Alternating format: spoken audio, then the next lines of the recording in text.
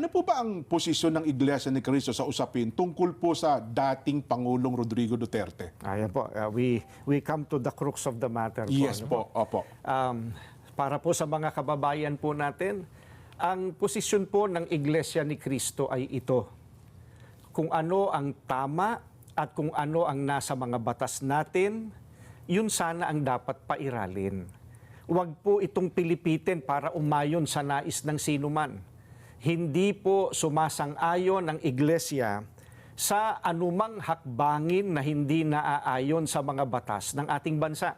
Sapagkat ang batas po ang salalayang nagpapanatili ng kaayusan sa ating bansa. Kapag ang batas ay binaliwala, ay nagbubunga ito ng kaguluhan, hidwaan at kawalang hustisya. Alam niyo po iyan. Sino mang Pilipino o mamamayan ng ating bansa na may ginawang paglabag sa ating mga batas, dito dapat litisin sa ating bansa. Bakit po?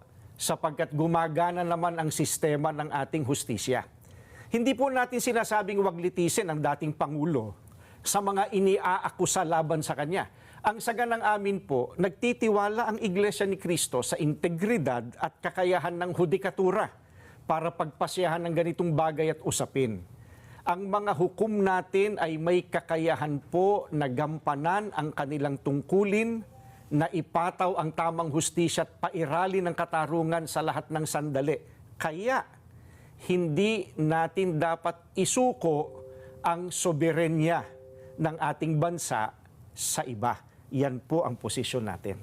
Ayun, malinaw na malinaw. Ano ha? So, Nelson, wala palang kinalaman sa rally. Kung ano man pagkilos. Kung ano mang pagkilos sa kasabay ng kaarawan ng dating Pangulong Rodrigo Duterte. Hindi ito wala po. kung ano ang batas, yun dapat na umiral. Oho. Sa kasalukuyan pong pangyayari. At dapat po ay dito, litisin sa ating bansa.